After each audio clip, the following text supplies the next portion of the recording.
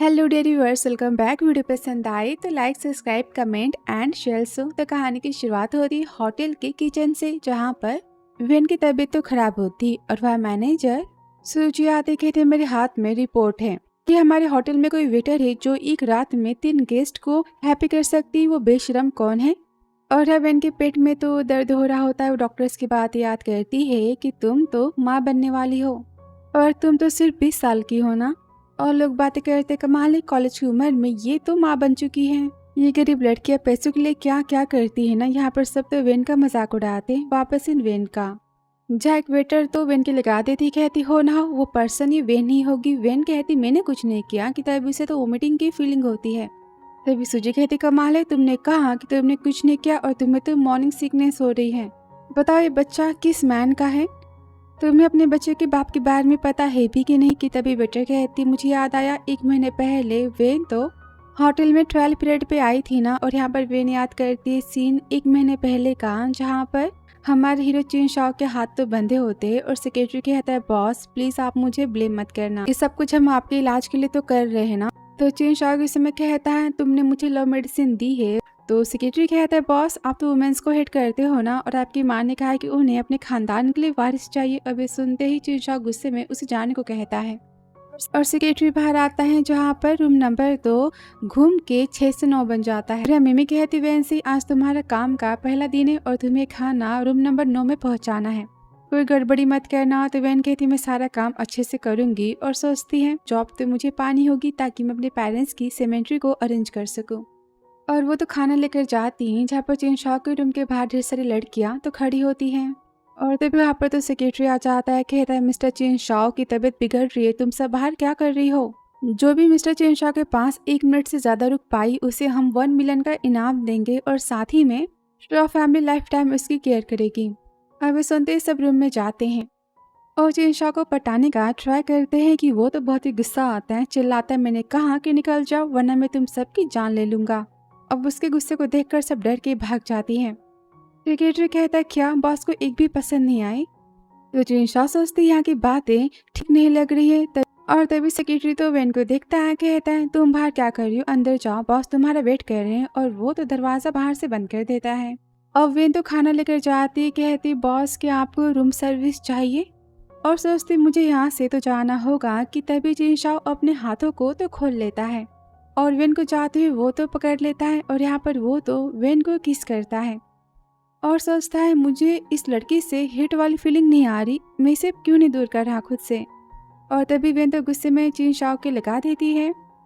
तो चिन शाओ गुस्से में कहता है मेरी लाइफ में पहली बार किसी ने मुझे हिट किया है। तो वेन कहती है मैं तो बस यहाँ पर हाउसकीपिंग का काम करती हूँ, इस सर्विस में नहीं देती। और जाते कि तभी चिन शाओ उसे पकड़ लेता है, कहता है मुझे हैप्पी करो और बताओ तुम्हारी प्राइस क्या है।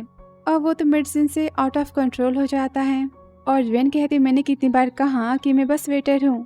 तो चिन शाओ यहाँ पर रुक जाता है, कहता है मैंने कहा कि निकल जाओ। अब वेन तो रूम से भागते हुए आती कि तभी उसे अपनी चाची का फोन आ जाता है और वो बताती कि मुझे तो ब्राइड प्राइस के नाम पर 5 लाख रुपए मिल चुके हैं, उसे वो घर बुलाते हैं। तो चिन शाओ कहते आंटी मेरे पेरेंट्स के डेथ के बाद के सारे पैसे भी आपने ले लिए, उनकी सीमेंट्री बनाने के लिए भी मेरे पास तो पैसे नहीं बचे हैं और अब आप मुझे बेचना चाहती हो।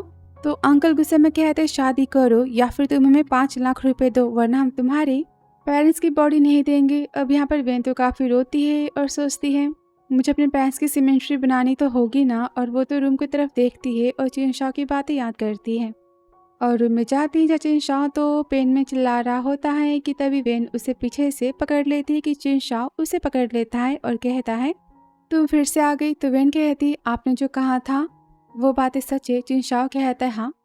तो वेन कहती है मैं आपको सर्व करूंगी पर मुझे पैसे चाहिए। और यहाँ पर वो तो 1 लाख का साइन दिखाती है और सोचती इससे मेरे पेरेंट्स की सीमेंट्री के पैसे और डाउरी के पैसे हो ही जाएंगे ना। और चिन शाओ सोचता है क्या ये मुझसे 50 मिलियन चाहती है और बोलता है क्या तुम प्राइस के काबिल हो। कि यहाँ पर वेन तो चिन शाओ को पकड़ती है। तभी चिन शाओ कहता है मैंने कहा कि तुम्हें मुझे हैप्पी करना तो होगा ना। कि वेन कहती पर मुझे तो ये सारी बातें पता ही नहीं। कि तभी चिन शाओ उसके हाथों को पकड़ लेता है और इसके पैर यहाँ पर तो चालू हो जाता है। दोनों यहाँ पर तो नट स्पेंड करते हैं और वापस सीन वेन का, जहाँ सारी बातें याद करती हैं। और सूजी तो वेन को परेशान करती कहती बताओ कि उस रात तुम किस मैन के साथ में था कि तभी वहाँ पर उनकी मैनेजर आ जाती है और बताती कि होटल के इंस्पेक्शन करने मिस्टर चिनशाओ आए। अब ये सुनकर तो सूजी बहुत ही खुश होती। मिमी कहती मैंने सुना कि मिस्टर चिनशाओ वुमेन्स को बहुत ही ज्यादा हेट करते हैं। तो सूजी कहती है पर मैं इतनी ब्यूटीफुल वो मुझे हेट तो नहीं कर सकते। अब यह मैनेजर तो सबको मिस्टर चिनशाओ का वेलकम करने के लिए लॉबी में जाने को कहती है और सूजी गुस्से में कहती वेन से कोई तमाशा होटल में आज मत करना। अब वेन को तो यहाँ पर जॉब चाहिए होती है। सोचती है बेबी बस 1 महीने की बात है, मुझे सैलरी मिल जाए फिर मैं जॉब छोड़ के चली जाऊंगी, मुझे तुम्हारे लिए पैसे तो चाहिए ना। और होटल में हमारे हीरो चिनशाओ की एंट्री होती है। तो सेक्रेटरी कहता है बॉस उस रात की लड़की को लगता है कि आप अब तक भूल नहीं पाए हो, हम यहाँ उसे खोजने आए हैं ना, कि आपको उससे प्यार हो चुका है। तो चिनशाओ गुस्से में कहता है लड़की बस पैसों की भूखी है, मैं उसे क्यों खोजूंगा। तो सेक्रेटरी सोचता है उस रात कौन सी वुमन थी, बॉस को तो मेडिसिन की वजह से याद भी नहीं है और मुझे भी उसका नाम तो नहीं पता। और कहता है बॉस डोंट वरी, उस रात मैंने सारे लड़कियों के अकाउंट में पैसे ट्रांसफर तो कर ही दिए। फिर आगे चिनशाओ तो होटल में आता है। अब सब यहाँ पर तो चिनशाओ को ग्रीट करते हैं और चिनशाओ की नजर तो वेन पे पड़ती है। वेन सोचती ये यहाँ क्या कर रहे हैं, तो यही मास्टर चिनशाओ है। और वह सोचता है क्या मैंने इसे पहले कभी देखा है, ये कौन है। अब तभी सूजी कहती है कि मैं यहाँ की तो लॉबी मैनेजर हूँ, मैं आपकी स्पेशल केयर करूंगी। और तभी यहाँ पर दूसरी लड़की आती कहती बॉस मैं यहाँ की न्यू एम्प्लॉय हूँ, मैं तो बस 18 साल की हूँ और क्लीन हूँ। अब यहाँ पर सब तो चिनशाओ को पटाने के ट्रिक्स यूज करना स्टार्ट कर देते हैं और वो तो इरिटेट हो रहा होता है। और यहाँ वेन सोचती है मिस्टर चिनशाओ तो वैसे भी बिलियनियर है ना, इन्हें तो याद भी नहीं कि उस रात कौन था, ये मुझे तो भूल ही चुके हैं। और तभी यहाँ पर तो गेस्ट आती कहती प्लीज मेरी हेल्प करो, मेरी बेटी को खाना अटक चुका है। अब कोई भी हेल्प करने नहीं चाहता, सबको चिनशाओ से तो बातें करनी होती है। और चिनशाओ जाता है उसके पास की तभी वेन कहती है आप अपनी बेटी को मुझे दीजिए। और यहाँ पर वो तो फंसी हुई कैंडी को निकालने में हेल्प करती है। अब इस कस्टमर का रोना यहाँ पर तो बंद होता है और वेन को तो थैंक यू कहती है। तो वेन बोलती है ये तो मेरी जिम्मेदारी थी ना, आज से आप इसे जल्दबाजी में खाना खाने मत देना। अब ये सारी बात यहाँ पर चिनशाओ नोटिस कर रहा होता है और वेन चाहती कि उसे बेहोशी हो जाती कि चिनशाओ उसे पकड़ लेता है। अब वो तो उसकी बाहों में। और सेक्रेटरी सोचता है कमाल है, बॉस ने इस वुमेन की हेल्प आखिर कैसे कर दी। और चिनशाओ कहता है वेन से तुम ठीक तो हो ना। वेन कहती हाँ थैंक यू मिस्टर चिनशाओ। तो चिनशाओ कहता है क्या हम पहले कभी मिले हैं। तो वो सोचती कि इन्होंने मुझे पहचान लिया, पर सब तो कह रहे थे कि वुमेन्स को हेट करते और जो भी उनके पास जाती वो उन्हें पनिश करते हैं, अगर मैंने अपनी जॉब खो दी तो। और कहती है एक्चुअली मैं आपसे की तभी सूजी तो वेन को धक्का मारती है और कहती हिम्मत कैसे हुई मिस्टर चिनशाओ के पास आने की। और कहती है मिस्टर चिनशाओ यहाँ पर नहीं है, इसे रूल्स तो पता नहीं है, पर मैं इसे पनिश कर दूंगी। तो चिनशाओ को समय कहता है तुम्हें किसने कहा कि तुम किसी को यहाँ पनिश कर सकती हो। अभी उस बेटी की माँ रो रही थी और हेल्प मांग रही थी, पर किसी ने भी उसकी हेल्प नहीं की सिवाय इसके। और सब पर वो गुस्सा करता है कि होटल के स्टाफ को तो फर्स्ट ट्रेनिंग में फर्स्ट एड सिखाया जाता है ना, बेसिक मेडिकल ट्रीटमेंट भी तुम सबको नहीं पता। और सबके यहाँ पर वो तो 12 बजा देता है, सबकी सैलरी को कट करने की बातें करता है। जाते समय वो तो रुक जाता है और कहता है वेन को देखता है, कहता है इसने तो उस लेडी की हेल्प की थी ना, इसकी पेमेंट डबल मिलनी चाहिए, बोनस देने की बातें करता है। तो वेन कहती है mister Chinshao thank you so much. और सोचती है अब मैं अपने बच्चे को बचा सकती हूँ। अब तभी चिनशाओ को उस रात की बात याद आती है और सोचता है ये लड़की कितनी ज्यादा डरी हुई है। और वो अब चिनशाओ वहाँ से चला जाता है कि मैनेजर तो सूजी पर बहुत ही गुस्सा करती है कि तुम्हारी वजह से मेरी जॉब जा सकती थी, तुम्हें 3 महीने की पेमेंट नहीं मिलेगी। और वहाँ से वो चली जाती है। फिर सूजी तो वेन की तारीफें सुनकर बहुत ही ज्यादा जेलस और गुस्सा होती है। फिर आगे सीन वेन तो बहुत ही खुश होती, सोचती मुझे तो डबल पेमेंट मिलेगी और अच्छी बात है कि मिस्टर चिनशाओ ने मुझे पहचाना नहीं, वरना वो मुझ पर कितना गुस्सा करते ना। कि तभी वहाँ पर सूजी आ जाती और कहती तुम्हें बहुत ही शौक है ना मिस्टर चिनशाओ को फंसाने का, देखो मैं तुम्हारा क्या हाल करती हूँ। और यहाँ पर वेन को सब तो बहुत ही परेशान करते कि वेन को यहाँ पर तो वो मीटिंग होती है, वो सब कहते पक्का इसे कोई प्राइवेट बीमारी है। और वो सब तो वेन को पकड़ लेते और बोलती तुम्हारा चेकअप तो आज हम करवाएंगे। और यहाँ पर ऑफिस में जहाँ सेक्रेटरी तो काम की बातें कर रहा होता है कि चिनशाओ को तो वेन की बातें याद आती और कहता है आज जो वेटर मिली थी हमसे लॉबी में उसका नाम क्या है, उसके बारे में सारी बातें पता करो। तो यहाँ पर सेक्रेटरी तो वेन का बायोडाटा दिखाता है और कहता है इसकी बैक स्टोरी तो बहुत ही ज़्यादा इमोशनल है, इसके पेरेंट्स की डेथ हो चुकी है, इस पर तो काफ़ी ज़्यादा कर्जा भी है, इसलिए होटल में तो डबल टाइम काम करती है। कितनी बेचारी है ना कि यहाँ पर चेनशॉ को तो उस रात की बातें याद आती हैं जहाँ वेन कहती है मास्टर प्लीज़ कि आप जेंटल हो सकते हो, तो चेनशॉ कहता है क्या तुम्हारा फर्स्ट टाइम है, लेकिन तुम ये सब क्यों करना चाहती हो। तो वेन कहती क्योंकि मुझे अपने पेरेंट्स के सीमेंट्री के लिए पैसे चाहिए और मैं इसके लिए कुछ भी कर सकती हूँ। और सोचता है कि वेटर वेनी उस रात मेरे साथ थी, मैं उसके फेस को याद नहीं कर पा रहा, मैं क्या करूँ। और तभी सेक्रेटरी कहता है बॉस क्या आपको ये पसंद है। तो यहाँ चेनशॉ तो वेन से मिलने की बात करता है। फिर आगे सीन होटल का जहाँ पर पूछता है वेन कहाँ पर है। तो वेटर कहती है कि वेन तो मेडिकल रूम में गई थी, सब कह रहे थे कि वेन को कोई प्राइवेट बीमारी है। तो चेनशॉ कहता है क्या बकवास है, बिना मेडिकल चेकअप के किसी को भी इस होटल में जॉब नहीं मिलती।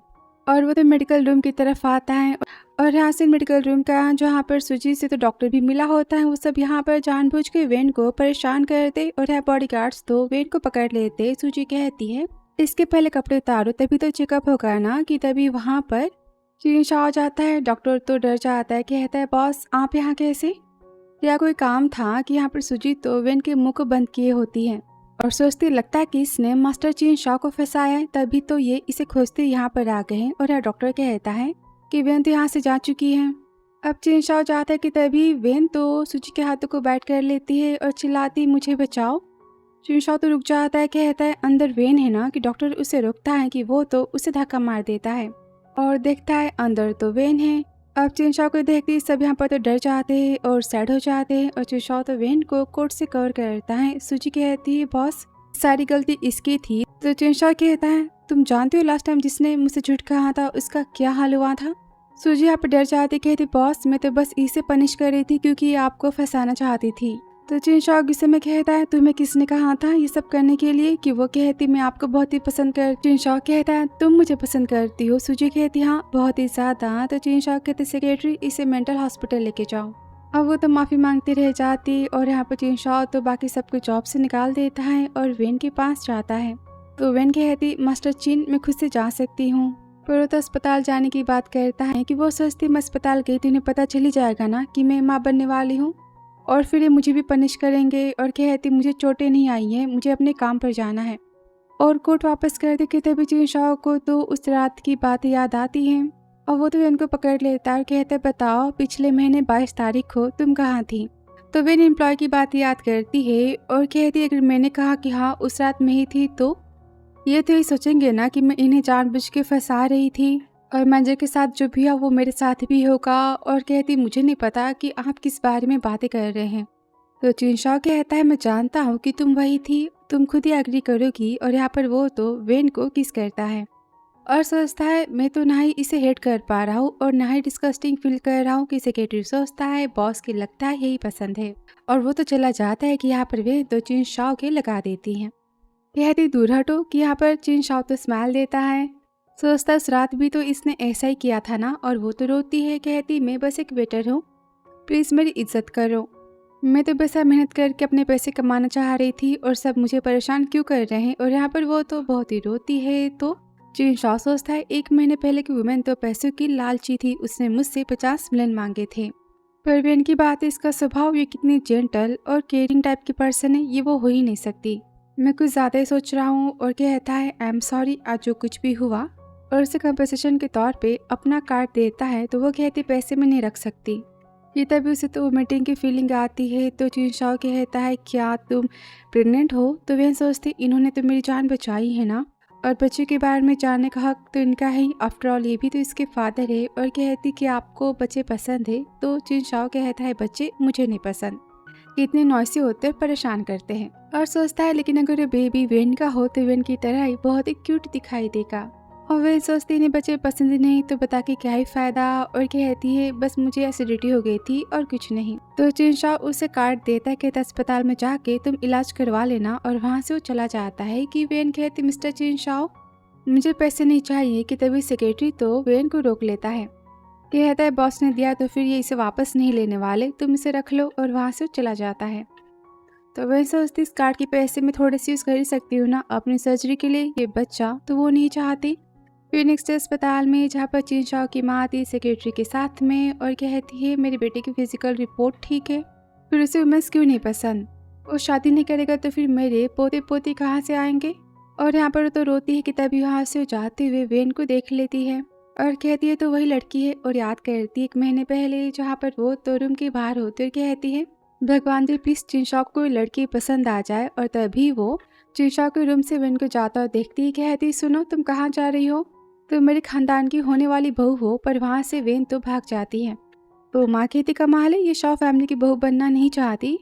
और वापस इन माँ का जहाँ माँ तो वेन के पीछे भागती हुई जाती है, पर वहाँ से वेन तो जा चुकी होती है। डॉक्टर से कहती है जो लड़की यहाँ पर वेटरेस के यूनिफॉर्म में आई थी उसके बारे में जानना है। अब डॉक्टर बताने से मना करता है तो सेक्रेटरी कहता है कि मैम इस अस्पताल की चेयरमैन है। तो डॉक्टर बताता है कि उसका नाम तो वेन था और वो तो माँ बनने वाली है। 1 मंथ हो चुके हैं ये सुनकर अब माँ तो बहुत ही खुश होती है। डॉक्टर कहता है लेकिन कल उनकी तो सर्जरी की अपॉइंटमेंट है, वो तो बच्चा नहीं चाहती। अब माँ तो हैरान होती, कहते ऐसा हो नहीं सकता, वो बच्चा तो शॉ फैमिली का है ना। कहती सेक्रेटरी से कुछ भी करो वेन को मेरे पास लेकर आओ, मुझसे समझाऊंगी। और अस्पताल के बाहर तो वेन कहती खुद से बेबी आई एम सॉरी, पापा तुम्हें नहीं चाहते और मैं तुम्हें रख भी नहीं सकती, मैं उतने काबिल हुई नहीं। कि तभी वहाँ पर तो वेन के आंटी और कजन आ जाते और वहाँ से वेन को जबरदस्ती लेकर चले जाते हैं किसी बॉस वॉन्ग को देने के लिए। और यहाँ चिंशाओ तो काम कर रहा होता है कि वहाँ तो माँ आती है और बताती उस रात जो लड़की तुम्हारे साथ थी ना वो तो प्रेग्नेंट है और तुम पापा बनने वाले हो। अब रिपोर्ट्स पर तो चिंशाओ वेन के नाम को पढ़ता है और रात की बात याद करता है। माँ कहती जल्दी करो, तुम्हें पता है वेन इस बच्चे को नहीं चाहती, उससे मनाओ और घर लेकर आओ। कि तभी वहाँ पर सेक्रेटरी आता है और कहता है बॉस आई एम सॉरी, मुझसे गलती होगी। उस रात जो भी लड़की आपके रूम में आई थी वो तो बस काम करती हमारे होटल में और वो मिस वेन थी। वो रूम सर्विस के लिए आए थे, मैंने ज़बरदस्ती उन्हें आपके रूम में भेज दिया, मैंने सारी बातें पता की है। अब चिंशाओ तो वीडियो को देखता है और सेक्रेटरी बताता है कि उनकी मम्मी और पापा की डेथ तो कार एक्सीडेंट में हो गई थी और उन्हें 50,000 की ज़रूरत थी उनके पेरेंट्स के सीमेंट्री के लिए। चिंशाओ कहता है क्या उसे 50 मिलियन नहीं चाहिए थे। और वो तो उस रात की बात ही याद करता है और सोचता है मैंने कितना उसे गलत समझा। और माँ तो यहाँ पर रोती कहती है भगवान मेरी बहू ने कितना कुछ सहा है। और वो चिंशाओ को बहुत ही डांटती, कहती अगर तुम वेन को घर लेकर नहीं आए ना तो मैं भी घर से चली जाऊंगी। चिंशाओ कहते सेक्रेटरी पता करो कि वेन कहाँ पर है। और यहाँ वेन तो वेयर हाउस में होती और बताती है कि आंटी मैं माँ बनने वाली हूँ, मिस्टर वॉन्ग मुझसे शादी नहीं कर सकते। तो मिस्टर वॉन्ग कहते मुझे कोई फर्क नहीं पड़ता, तुम ब्यूटीफुल तो हो ना, मैं तो रेडी हूँ। और यहाँ सेक्रेटरी कहता है बॉस मैम की लोकेशन पता चल चुकी है, वो वेयर हाउस में है। अब वो कहता है कार को फास्ट चलाओ। और यहाँ पर वेन तो अपने हाथों को खोल लेती है और वहाँ से भागने वाली होती कि उसका कजन उसे पकड़ लेता है और वॉन्ग बदतमीजी करने चाहता है। कि तभी वहाँ पर तो चिंशाओ की एंट्री हो जाती है। आते ही वो तो वॉन्ग के लगा देता है, चिल्लाता हिम्मत कैसी मेरी बीवी और मेरे बच्चे को टच करने की। और यहाँ पे बॉडीगार्ड्स तो सबको पकड़ लेते हैं और चिंशाओ तो वेन को उठाता है। सेक्रेटरी कहता है ये मिस्टर चिंशाओ। अभी सुनकर सब तो डर जाते हैं और वेन कहती है आप मुझे यहाँ बचाने आए हो। तो चिंशाओ उसे गले लगाता है, कहता है तुम्हें कुछ नहीं होगा, मैं हूँ तुम्हारे साथ। अब यहाँ वेन के लालची अंकल आंटी को पता चलता है कि बच्चा तो चिंशाओ का है, तो वो चिंशाओ से डाउरी के पैसे मांगना स्टार्ट कर देते हैं। कहते हैं सब तो वेन की फैमिली है ना। अब चिंशाओ तो गुस्सा होता है, बोलता है तुम सबकी इतनी हिम्मत कि तुम मुझसे पैसे मांग रहे हो। कि तभी वेन कहती है आप ऐसा नहीं कर सकते और तुम सबको 1 रुपया नहीं देंगे मिस्टर चिंशाओ, तुम सबने पहले भी मुझे पैसों के लिए बेचना चाहा है ना। तो यहाँ पर सब तो वेन को ढेर सारी उल्टी सीधी बातें सुनाते कि तुम तो 1 नंबर की बेशरम पर्सन हो, तुम्हारे पेरेंट्स के लिए भी तो तुम अनलकी थी ना। कि यहाँ पर वेन को काफी बुरा फील होता है कि चिंशाओ उसके कानों को बंद कर देता है। और वेन तो उसे देखती है तो चिंशाओ कहता है मैं सारी बातें संभालने के लिए हूँ ना। और वो वेन को गोद में उठाता है, कहता है सेक्रेटरी बराबर से सबको पैसे देना। और यहाँ पर सेक्रेटरी तो सबकी अच्छी खासी धुलाई करवा देता है। फिर कार में चिंशाओ कहता है वेन तुमने मुझसे प्रेगनेंसी की बातें क्यों छुपाई। तो वेन कहती आपने कहा था ना कि आपको बच्चे नहीं पसंद। तो वो अपनी बातें याद करता है कि वेन कहती डोंट वरी, मैंने सर्जरी की अपॉइंटमेंट ले ली है, ये आपको परेशान नहीं करेगा। तो चिंशाओ कहता है ऐसा नहीं हो सकता। वेन कहती मतलब। तो वो कहता है ये बच्चा शॉ फैमिली का है, ऑफ कोर्स ये इस दुनिया में आएगा। तो वेन कहती मैं नहीं चाहती कि इस बच्चे के आने के बाद सब इसे इनलीगल चाइल्ड कहें, इसे दुनिया के ताने सुनने पड़े। तो चिंशाओ कहता है मैंने कब कहा कि इसे पापा का नाम नहीं मिलेगा। और वो तो कॉन्ट्रैक्ट के पेपर्स को दिखाता है, कहता है हमारी शादी होगी।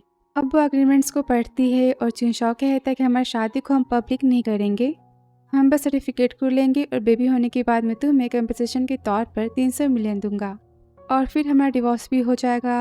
तो वह सोचती इस बच्चे को अपने पापा का नाम मिलेगा, इस दुनिया में आ सकता है, इतना तो काफ़ी है ना। और वो तो डॉक्यूमेंट्स पर साइन कर देती है। तो चिंशाओ सोचता है 300 मिलियन का नाम सुनते ही इसने हाँ कह दी और डिवोर्स के लिए भी मान गई। वो तो यहाँ पर गुस्सा होता है।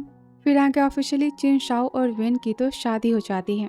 और फिर आगे जहाँ वेन तो शॉ फैमिली आ जाती है और सब तो उसका वेलकम करते हैं कि वेन कहती क्या मैं यहाँ रहने वाली हूँ। तो चिंशाओ कहता ऑफ कोर्स आज से सब तुम्हारी केयर करेंगे। तो वेन कहती है मास्टर चिंशाओ थैंक यू। और आगे माँ तो शादी का सर्टिफिकेट देखकर बहुत ही ज़्यादा खुश होती है और वेन से कहती फाइनली मेरे बेटे को उसकी वाइफ मिल गई। सर्वेंट्स मैम के लिए सारे तोहफे लेकर आओ। और यहाँ सब तो होटल्स और बंगले की चाबियाँ और गहने ढेर सारे हीरे मोती के लेकर आते हैं। अब सासू माँ यहाँ पर वेन को तो अपना ढेर सारा प्यार दिखाती है और कहती है बैग्स में लिमिटेड एडिशन की, हर रोज़ तुम न्यू बैग को यूज़ करोगी और ये सब कुछ तुम्हारा है। पर वेन तो मना करती, कहते आंटी सब बहुत ही महंगा है, मैं इसे नहीं ले सकती। तो माँ कहती आंटी नहीं, मैं तुम्हारी माँ हूँ ना, जैसे मैं चिंशाओ की माँ हूँ और आज से घर तो तुम्हारा है।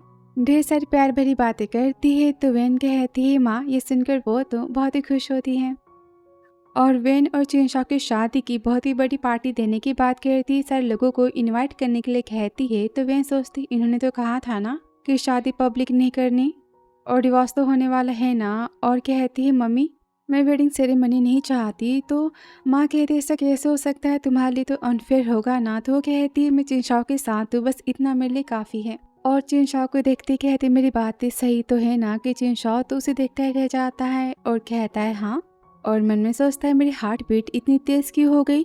और फिर आगे रूम में जहाँ माँ तो ड्रेस लेकर आती है। तो वेन कहती माँ पर नाइट गाउन काफ़ी ज़्यादा छोटा नहीं है। तो माँ कहती कहाँ छोटा है, देखना चिंशाओ को बहुत ही पसंद आएगा और तुम दोनों की आज तो वेडिंग नाइट है ना। और उसे रेडी कर वो तो चिंशाओ के रूम में भेज देती है। अब चिंशाओ तो वेन को देखता है, कहते हैं बताओ तुमने ऐसे कपड़े क्यों पहने। कि माँ कहती मैंने दिया था, क्या गलत है इसमें। वैसे तुम्हारी और वेन की शादी हो चुकी है ना, आज से तुम एक ही रूम में सोओगे। उसे वो तो बुक देती है, कहते कहानी पढ़ के मेरी बहू को सुना देना, समझे तुम। तुम्हें बच्चों को दिखाना है ना कि तुम उनसे कितना ज़्यादा प्यार करते हो। और वहाँ से वो तो बाय कह के चली जाती है। तभी वेन कहती आप गुस्सा होना में से बदल के आती हूँ। कि तभी चिंशाओ उसके हाथों को पकड़ लेता है। कि तभी वो वेन के हाथों को पकड़ लेता है। अब वेन तो चिंशाओ की गोद में आ जाती है। कि वो कहता है अब मेरी बातें ध्यान से सुनो, मैं तुम्हें कहानी सुनाने जा रहा हूँ। तो वेन कहती ठीक है। और यहाँ पर चिंशाओ तो जिराफी टर्टल्स की स्टोरी सुना रहा होता है। कि तभी यहाँ पर तो स्टोरी सुनते सुनते वेन सो जाती है।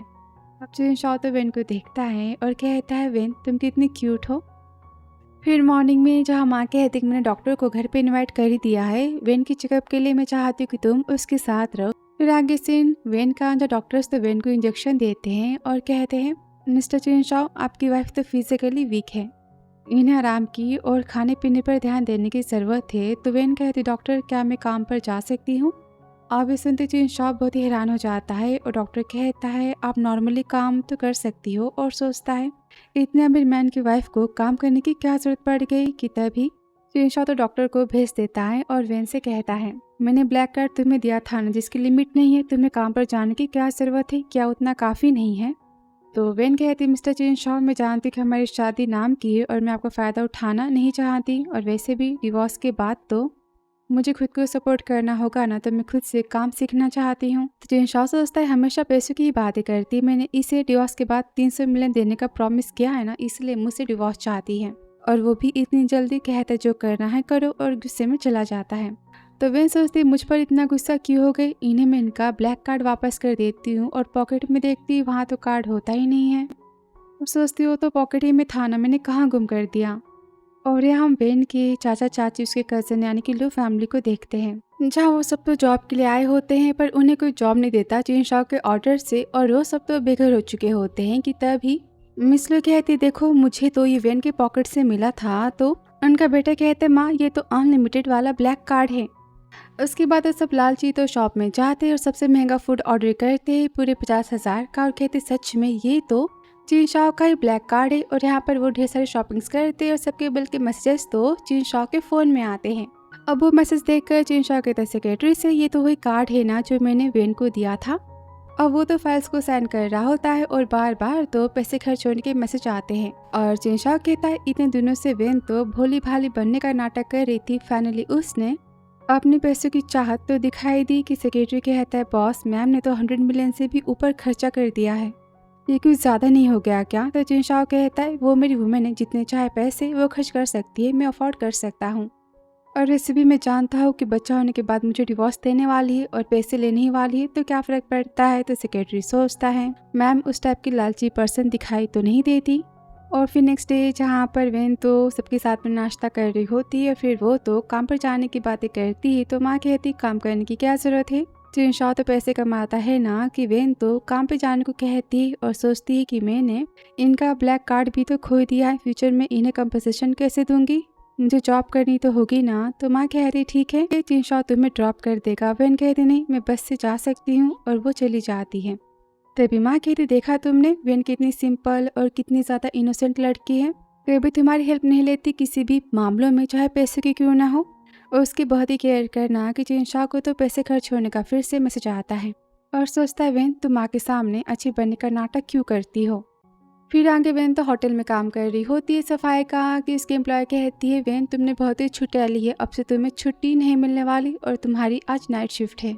तो वेन कहती हाँ मैं समझ गई, और यहाँ पर वो मैसेज करती है जिनशाओ को कि मेरी नाइट शिफ्ट है, मुझे घर आने में लेट हो जाएगा। कि वो कहता है सेक्रेटरी से वो मेरे ब्लैक कार्ड को यूज़ भी कर रही है, पैसे भी खर्च कर रही है, और मेरे सामने वो ओवर टाइम की बातें कर रही है, मुझे समझ नहीं आ रहा वो क्या चाहती है।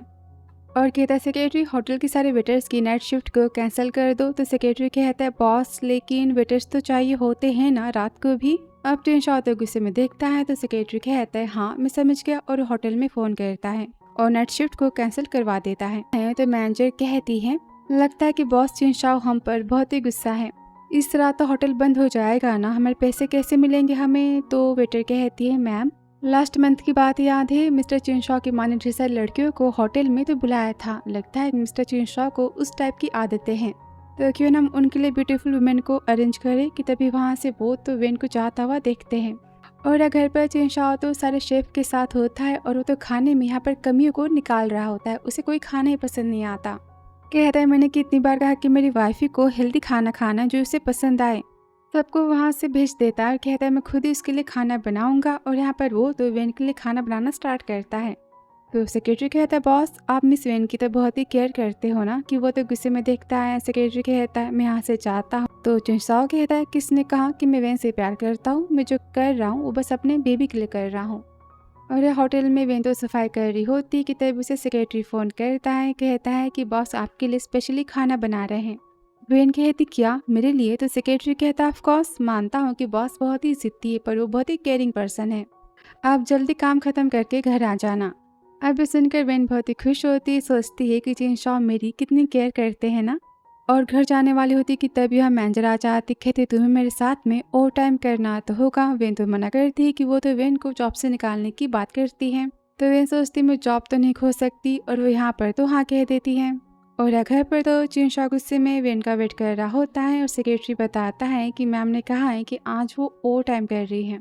अब जिनशाओ तो गुस्सा होता है कि उसने तो होटल्स के ओवर टाइम को कैंसिल करवा दिया था ना। तो वेन होटल में क्या कर रही है। तो सेक्रेटरी कहता है मैम को फ़ोन करके पूछता हूँ। जिनशाओ कहता है रहने दो, उसे मेरी केयर नहीं है तो फिर मुझे भी उसकी केयर नहीं है। और वो मीटिंग्स के बारे में पूछता है। तो सेक्रेटरी इन्वेस्टमेंट के बारे में बताता है। और फिर आगे जहाँ वेन कहती मैनेजर हम इसी जगह पर यहाँ क्यों आए हैं, मुझे घर जाना है। तो गुस्से में कहती मैंने जो कहा वो करो, वरना तुम किसी भी होटल में आज से जॉब नहीं कर पाओगी। कि तभी वहाँ पर तो जिनशाओ अपने बिजनेस पार्टनर के साथ में आ जाता है, और वो तो वेन को देखता है। तो सेक्रेटरी सोचता है भगवान पक्का अब यहाँ पर कोई गड़बड़ तो होने वाली। और मैनेजर कहती है बॉस हम सब आपका वेट कर रहे थे। और कहती वेन से कि बॉस की केयर करो। अब वो तो ग्लास को उठाती है कि जिनशाओ को उससे में कहता है कि मैंने होटल के स्पेशल सर्विस के बारे में सुना था, तो वो इस टाइप की सर्विस है, और तुम यहाँ पर ओवर टाइम कर रही हो। और वेन को पब में देखकर तो जिनशाओ बहुत ही गुस्सा होता है, और मैनेजर बहुत ही खुश होती, सोचती लगता है कि मिस्टर जिनशाओ को वेन पसंद है। और कहती बॉस हमारे वेटर्स तो गेस्ट को पूरी तरह से खुश कर सकते, किसी भी बातों में सारे नीड्स को पूरी कर सकते हैं। जिनशाओ कहता है अच्छा। तो जिनशाओ कहता अच्छा तुम कुछ भी कर सकती हो। वेन कहती है ऐसी बात नहीं है। और मैनेजर यहाँ पर तो वेन को टोस्ट करने के लिए कहती है कि वेन सोचती मैं ड्रिंक तो नहीं कर सकती ना, पर ये मेरी हेल्प नहीं करेंगे। और पीने जाती की तभी उसे मीटिंग की फीलिंग आती है, और वहाँ से वो तो भाग जाती कि मैनेजर कहती बॉस मैं उसकी तरफ से माफ़ी मांगती हूँ। इसके आते ही मैं उसे आपकी ड्रिंकिंग पार्टनर बना दूंगी। तो जिन शाह बहुत ही गुस्सा आते कहता तुम्हें बहुत ही शौक है ना ड्रिंक करवाने का, ठीक है तुम्हारे शौक को मैं पूरा कर देता हूँ। और कहता है सेक्रेटरी सारी बातों को संभालो। अब सेक्रेटरी मैनेजर की तो 12 बजा देता है और यहाँ पर वेन तो रूम से बाहर जा रही होती है कि वहाँ पर चिंशाओ आ जाता है। कहता है तुम ओवर टाइम के नाम पर यहाँ जॉब करने आई थी और तुम गेस्ट को हैप्पी करने का काम करती हो। और गुस्सा करता है कि वेन कहती मुझे नहीं पता था कि मुझे मैनेजर यहाँ लेकर आ जाएंगी और मैं जॉब ना करती बात ना मानती तो मेरे पैसे क्यों। गुस्से में कहता है हर बार तुम बस पैसों के बारे में सोचती हो, मुझे पता कि तुम कितनी लालची टाइप की पर्सन हो, तुम पैसों के लिए किसी भी हद तक जा सकती हो ना। कि वेन बहुत ही गुस्सा होती कहती हाँ मुझे पैसे बहुत ही पसंद है लेकिन आपको इससे क्या करना, वैसे भी आपका और मेरा डिवोर्स तो होने वाला है ना, तो अपने काम से काम रखो। गुस्से में चली जाती है तो गुस्से में कहता है क्या इसने फिर से मुझसे डिवोर्स की बातें की और उसके पीछे जाता है और उसे पकड़ लेता है और वो तो वेन को गोद में उठा लेता है। तो वेन कहती मैंने कहा कि मुझे नीचे उतारो। तो चिंशाओ कहता नहीं अब हम घर जाएंगे। और घर आते ही चिंशाओ कहता है गुस्से में जाओ पहले नहा लो और आके यहाँ सो जाना। तो वो कहती नहीं मैं तो बहुत ही डर्टी हूँ ना, मेरी हैसियत नहीं है मिस्टर चिंशाओ के रूम में रहने की, मैं जा रही गेस्ट रूम में। कि चिंशाओ उसे रोक लेता है, कहता है तुम खुद बाथरूम में जाओगी कि मैं तुम्हारी हेल्प करूँ। कि वो यहाँ पर जोर से चिंशाओ के हाथों पर बाइट कर लेती है और वहाँ से वो तो भाग जाती है। तभी चिंशाओ यहाँ पर स्माइल देता है और कहता है मैंने बहुत ही ज्यादा वेन को सिर पे चढ़ा रखा है। कि तभी सेक्रेटरी उसे फोन करता है और बताता है कि मैनेजर ने मिस वेन को फोर्स किया था ओवर टाइम करने के लिए, मैम वहाँ नहीं जा रही थी। तो चिंशाओ सोचता है मैंने लगता है वेन को फिर से गलत समझ लिया। फिर आगे वेन तो नहा के आती गेस्ट रूम में जाने की बातें करती। तो चिंशाओ कहता तुम मेरे पास आओगी कि मैं तुम्हें खींच के लेकर आऊँ। वो कहती ठीक है मैं आती हूँ। अब वो तो बेड पर आके बैठ जाती कि चिंशाओ तो उसे सोने के लिए कहता है। तो वेन सोचती क्या अभी वो सब करना चाहते हैं। तो चिंशाओ कहता है मैंने सोने को कहा है ना। तो वो सोचती है हमारी शादी तो हो चुकी है ना और मैं इन्हें मना नहीं कर सकती। और कहती वैसे 3 महीना भी हुए नहीं है और आप वो सब नहीं कर सकते। तो चिंशाओ कहता है तुम्हारे दिमाग में क्या क्या चलता है, मैं बस तुम्हें ऑयल लगाने के लिए कह रहा था, डॉक्टर ने कहा था ना इसे स्ट्रेच मार्क नहीं आते। और यहाँ पर वो तो वेन की मसाज करता है और कहता है आज से तुम जॉब पर नहीं जाओगी। वेन कहती क्यों। तो चिंशाओ कहता है क्योंकि तुम मेरी वुमन हो और मैं तुम्हारे खर्चे उठा सकता हूँ। वो कहती पर मुझे आपके पैसे नहीं खर्च करने। अब सुनते चिंशाओ यहाँ पर स्माइल देता है, कहता है अच्छा तुम मेरे पैसे खर्च करना नहीं चाहती। और याद करता है पैसों के मैसेजेस को और कहता है तुमसे कोई नहीं कह रहा कि तुम यहाँ पर इनोसेंट बनने का नाटक करो, तुम मेरी वुमन हो, ऑफकोर्स तुम जितने चाहे उतने पैसे खर्च कर सकती हो और हमेशा एक्टिंग करना तो मीनिंगलेस है। तो वेन कहती है एक्टिंग कैसी। तो चिंशाओ कहता है सारी बातों को जान दो, तुम आंखें बंद करके मेरी कहानियों को सुनो। और वो तो स्टोरी सुनाता है। फिर नेक्स्ट मॉर्निंग जहाँ पर वेन तो सोई होती है और चिंशाओ उसे देखता है और सोचता है सच में वेन कितनी क्यूट है ना। उसे पकड़ने चाहता कि खुद को वो रोक लेता है, कहता है क्या मैं पागल हो चुका हूँ, मैं तो जानता है ना कि वेन बस मेरे पैसों से प्यार करती है, मुझसे नहीं। अब उसके जाते वेन तो जग जाती है और सोचती मुझे तो चोरी छुपे से ही काम पर जाना होगा ना। फिर आगे वो तो गेट से बाहर जाते कि सर्वेंट कहती है बॉस ने कहा है आपको घर पे आराम करने के लिए और आप कोई भी काम नहीं कर सकती। तो यहाँ पर वेन तो शॉपिंग करने का बहाना करती है और घर से बाहर आते वो तो अपने बैग में से डिलीवरी फूड के कपड़े निकालती है। फिर आगे वो तो फूड की डिलीवरी कर रही होती है कि उसे यहाँ पर 500 रुपये मिलते हैं। वो तो बहुत ही खुश होती है, सोचती है मुझे नहीं पता कि मिस्टर चिंशाओ के ब्लैक कार्ड में कितने पैसे थे, पर मैं अपने थोड़े थोड़े पैसे करके उन्हें वापस खरीद सकती हूँ ना। और फिर उसे तो शॉपिंग मॉल से ऑर्डर मिलता है और वहाँ से जा रही होती है कि तभी चिंशाओ वेन को स्कूटी से जाता हुआ देख लेता है। सेक्रेटरी कहता है बॉस ये तो मैम है ना, और सोचता है पर ये तो फूड डिलीवरी का काम कर रही हैं।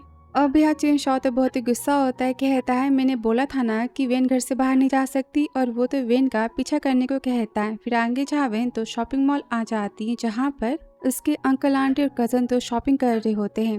वो तो काफी हैरान हो जाते और छुप के उन सबको देखती कि इनके पास इतने पैसे कहाँ से आए। के लिए तो कार्ड को निकालता है और वेन कहती कार्ड तो मिस्टर चिंशाओ का ब्लैक कार्ड है ना, और चिल्लाती स्टॉप ये कार्ड तो मेरा है। लेने जाती है कि वो सब तो वेन को धक्का मार देते हैं और कहते तुम तो फूड डिलीवरी का काम कर रही हो, इसका मतलब कि चिंशाओ ने तुम्हें घर से निकाल दिया ना। हम जानते थे उसका आज नहीं तो कल मन भर ही जाएगा। कि वेन कहती मैंने कहा मेरे कार्ड को वापस करो, और वो सब तो मना करते, कहते कार्ड आज से हमारा होता है, तुम्हें चिंशाओ ने दिया था ना तो ये हमारा है। और यहाँ पर वो तो वेन को धक्का मार देते हैं। अब वेन तो चिंशाओ को फोन करने जाती है कि वो सब कहते देखो चिंशाओ को बुला रही है। अब यहाँ वो तो वेन को पकड़ लेते हैं और वेन का फोन तो नीचे गिर जाता है और तभी वहाँ से तो वेन चिनशाओ को आता हुआ देखती है, पर डोर वहाँ पर तो बंद हो जाता है। तभी चिनशाओ कहता है मैंने यहाँ से वेन की वॉइस सुनी कि तभी उसे तो 5 बिलियन खर्च होने का मैसेज आता है। वो कहता है यहाँ पर वेन तो शॉपिंग कर रही है और वो तो कंपनी जाने की बात करता है। और यहाँ पर वेन तो बहुत चिल्लाती है कि उसकी आंटी वेन की लगा देती है और कहती तुम्हारी हिम्मत कैसे हुई चिनशाओ को फ़ोन करने की। और वो सब यहाँ पर वेन को बहुत ही परेशान कर रहे होते हैं कि यहाँ चिनशाओ जाती तो इसके पैरों के नीचे वेन का फ़ोन आ जाता है। चिनशाओ कहते हैं फ़ोन तो वेन का है ना। सेक्रेटरी कहता है इसका मतलब मैम सेफ नहीं है कि वो तो डोर बंद होने की बात याद करता। कहता है इसका मतलब पक्का वेन मुसीबत में और सामने स्टोर रूम की तरफ देखता है जहाँ वेन कहती मेरे पेट में बहुत ही दर्द हो रहा है और चिनशाओ ने मुझे घर से नहीं निकाला है, मैं उनकी बच्ची की माँ बनने वाली, प्लीज़ एम्बुलेंस को बुला दो। पर वो सब तो वेन की एक नहीं सुनते और वेन को सबक सिखाने की बातें करते कि तभी वहाँ पर स्टोर रूम में चिनशाओ आ जाता है। आते ही वो तो लू को रोक लेता है और गुस्से में कहता है क्या तुम मरना चाहते हो।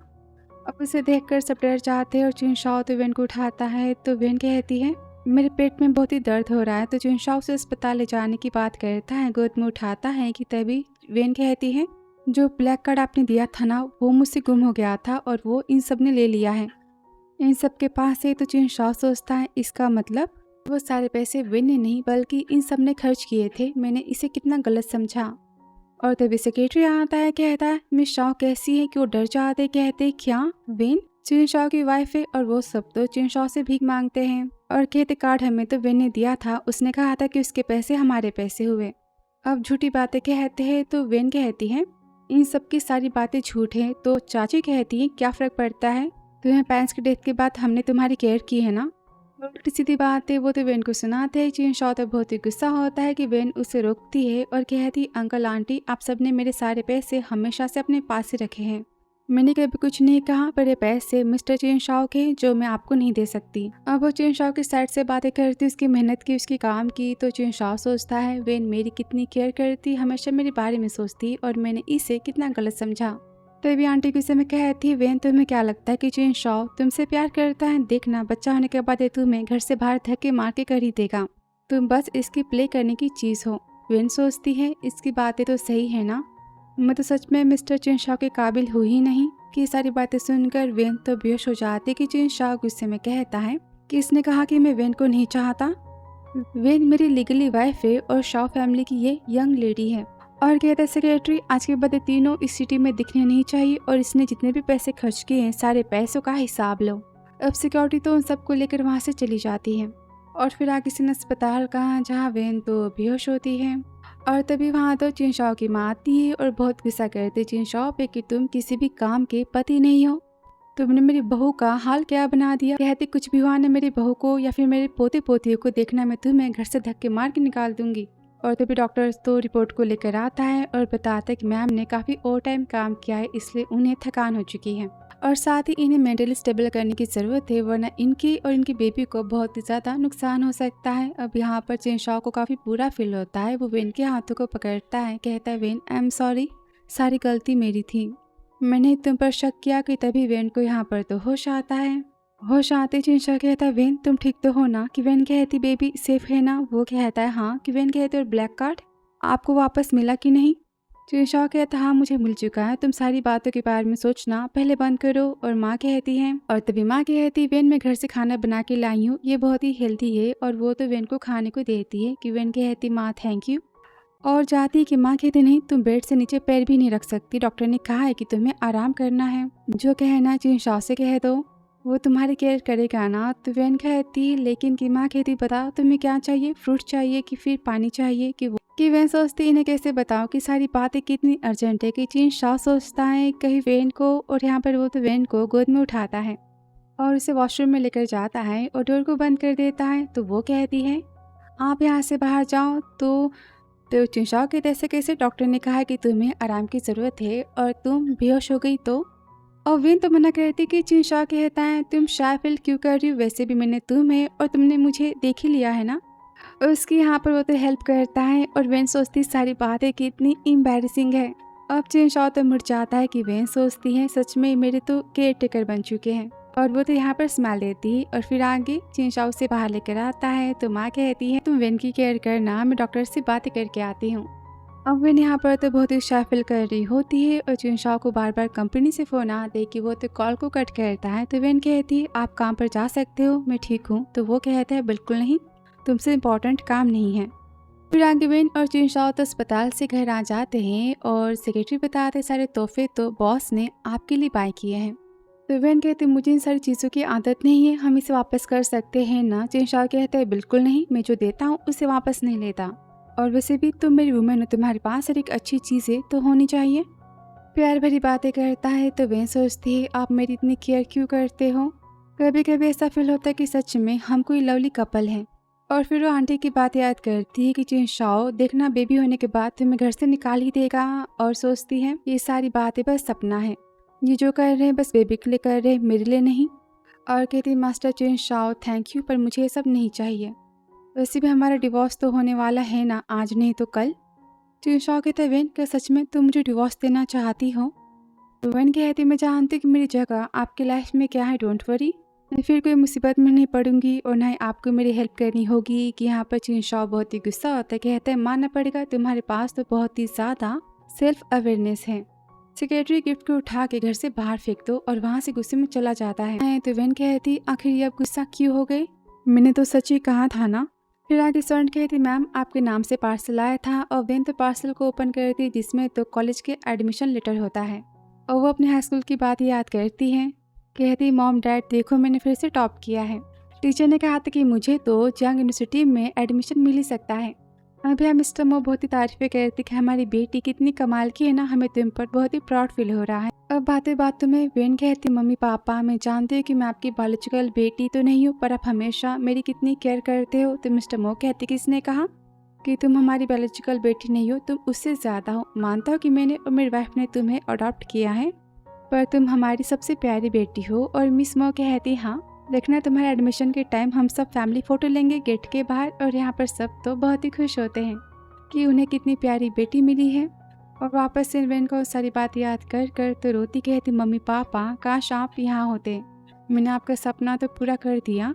और सोचती कि कॉलेज जाने के लिए मिस्टर जिनशाओ मेरी बात सुनेंगे कि तभी यहाँ पर जिनशाओ होता है कि वो तो पेपर्स को छुपा देती है। वो कहता है क्या छुपा रही हो, तो वेन कहती कुछ नहीं, वह छोटा सा ऐड था। कि तभी वो देखने जाता है कि माँ जाती कहती खाना रेडी हो चुका है। तो वेन कहती मुझे बहुत ही भूख लगी है, साथ में चलते हैं, और वहाँ से वो लेके चली जाती है। और फिर लंच के बाद जहाँ पर जिनशाओ तो सोफे के पास जाता है और देखता है वेन के एडमिशन लेटर को, और सोचता है वेन मुझसे ये बातें क्यों छुपा रही है। और रात को जहाँ जिनशाओ सोचता है वेन को क्या लगता है कि मैं इतना हार्टलेस पर्सन हूँ कि मैं उसकी इस छोटी सी विश को पूरी नहीं कर सकता, मैं उसे कॉलेज आने से रोकूंगा। और फिर नेक्स्ट डे तो वेन कॉलेज के एडमिशन के फंक्शन को देख रही होती है कि जिनशाओ कहता है क्या देख रही हो, कि वो तो फोन को छुपा लेती, कहती कुछ भी तो नहीं। तो जिनशाओ वेन के हाथों को पकड़ता है, कहता है मेरे साथ चलो। फिर आगे सीन वेन कहती है हम कहाँ जा रहे हैं। तो जिनशाओ वेन के हाथों को पकड़ता है, कहता है पता चल ही जाएगा। और सेक्रेटरी सोचता है ऑफ कोर्स हम आपके एडमिशन के लिए कॉलेज जा रहे हैं। और अब वेन तो कार से बाहर आती कहती ये तो जियांग यूनिवर्सिटी है ना। अब वो तो खुशी में रोना स्टार्ट ही कर देती, कहती आपको सारी बातें पता थी। तो जिनशाओ कहता है हाँ, पर मैं चाहता हूँ कि अपने सपने के बारे में तुम खुद मुझे बताओ। तभी वेन कहती पिता के एडमिशन की फीस तो बहुत ही हाई होती ना। तो सेक्रेटरी कहता है मैम उसकी वरी करने की जरूरत नहीं है, आपको ऑलरेडी स्कॉलरशिप तो मिल चुकी है, आपकी ट्यूशन फी तो बिल्कुल फ्री है।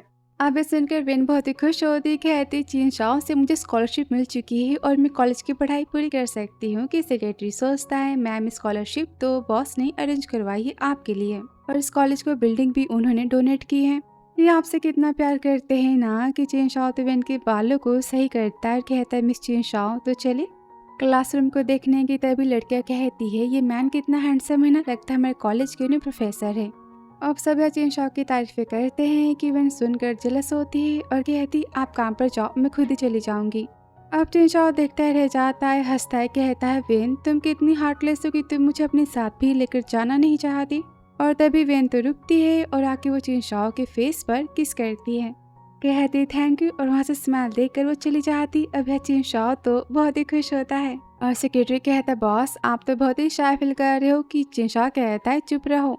इनकी मस्ती यहाँ पर तो चालू होती है और यहाँ वेन कहती मैंने एक्चुअली मैं मिस्टर जिनशाओ को किस किया, मैं ऐसा कैसे कर सकती हूँ। और तभी वहाँ तो इसकी बेस्टी आ जाती है, कहती वेन मैंने तुझे बहुत ही मिस किया, मैंने सोचा था कि तेरे अंकल आंटी तुझे कॉलेज पढ़ने ही नहीं देंगे, पर मैं तुझे देखकर यहाँ बहुत ही खुश हूँ कि वेन भी बहुत ही खुश होती है। तो बेस्टी कहती वैसे मैंने तुझे ना मास्टर चीन शॉ के साथ देखा था, तो क्या तेरे और मास्टर चीन शॉ के बीच में कुछ है? तो वेन तो बेस्टी को चुप करवाती, कहती मैं तुझे सारी बातें बताती हूँ पर तू किसी को मत बताना, ठीक है? एक्चुअली मिस्टर चीन शॉ मेरे हस्बैंड है। कि बेस्टी हैरान हो जाती, कहती क्या वो तेरे पति? कि वेन कहती चुप हो जा, किसी ने सुन लिया तो। फिर आगे क्लासरूम में सब बातें करते कि मैंने सुना कि मिस्टर चीन शॉ ने तो इस कॉलेज को बिल्डिंग डोनेट की है और हाँ 100 मिलियन की स्कॉलरशिप भी। तो बेस्टी कहती पक्का है सब तो चीन शॉ ने तेरे लिए किया होगा ना। तो वेन सोचती क्या वो ये सब मेरे लिए कर रहे हैं। तभी वहाँ पर तो वान रू आ जाती और कहती मास्टर चीन शॉ ने इस कॉलेज को बिल्डिंग तो मेरे लिए डोनेट की है। और स्टूडेंट कहती है ये तो मिस वान रू है, ली फैमिली की बेटी, और ये तो ली ग्रुप की वारिस है। और बेस्टी बहुत ही गुस्सा होती, कहती कितना बैड लक है कि वान रू हमें यहाँ भी मिल चुकी है, तुझे पता ही है ना हाई स्कूल में तेरी ब्यूटी से और मार्क्स से कितना ज्यादा जेलस होती थी। अब है वान रू तो जेलस होती, कहती मैंने सुना था कि तुम तो बहुत ही गरीब थी ना, तो फिर तुम यहाँ कॉलेज में एडमिशन कैसे ले सकती हो? यहाँ की फीस का तुमने खुद को बेच के कमाई है। तो वेन बहुत ही गुस्सा होती, कहती है कि मैं यहाँ पर अपनी मेहनत से अपनी स्कॉलरशिप के बलबूते पे पढ़ाई कर रही हूँ, जो स्कॉलरशिप शॉ फैमिली ने दी है। तो वान रू कहते अच्छा वो स्कॉलरशिप तो चीन शॉ ने मेरे नाम पर ही दी थी, तुम्हें मुझे थैंक यू कहना चाहिए, उसे पता ही है कि मैं यहाँ पर पढ़ाई करने वाली हूँ। तो बेस्टी कहती कमाल है, तुम दिन में सपने देखती हो, अपनी शक्ल देखी आईने में, तुम तो बिल्कुल बंदर की तरह दिखाई देती हो। और यहाँ पर वो तो वान रू को बातें सुना देती है। और तभी वहाँ पर टीचर आते बताते कि सेरेमनी हॉल में तो मिस्टर चीन शॉ आए हैं पर्सनली फ्रेशमैन को अवार्ड देने के लिए। अब वान रू बहुत ही खुश होती, कहती वो तो मेरे लिए ही यहाँ पर आए हैं। और मिस्टर प्रिंसिपल तो चीन शॉ को थैंक यू कह रहे होते हैं कॉलेज में आने के लिए। कि सेक्रेटरी कहता है बॉस आप यहाँ पर मैम के लिए आए हो ना। अपने सारे काम को साइड में रख के तो चीन शॉ कहते तुम ना आजकल बहुत ही बातें करते हो, और सोचता है क्या वेन मुझे देखकर खुश होगी। और सब तो हॉल में जा रहे होते हैं जहाँ वान रू बातें करती है कि ली फैमिली और शॉ फैमिली के बीच में तो शादी पहले फिक्स हो चुकी थी और मिस्टर चीन शॉ तो मेरे फियांसे हैं। तो वह सोचती इसका मतलब कि इसलिए मुझे मिस्टर चीन शॉ डिवोर्स देना चाहते थे ताकि वो बेबी होने के बाद वान रू से शादी कर सके। फिर आगे सेरेमनी हॉल में जहाँ चीन शॉ की आने की अनाउंसमेंट होती और सब उसे देखकर बहुत ही खुश होते, उसकी तारीफें करते कि मिस्टर चीन शॉ कितने हैंडसम है ना।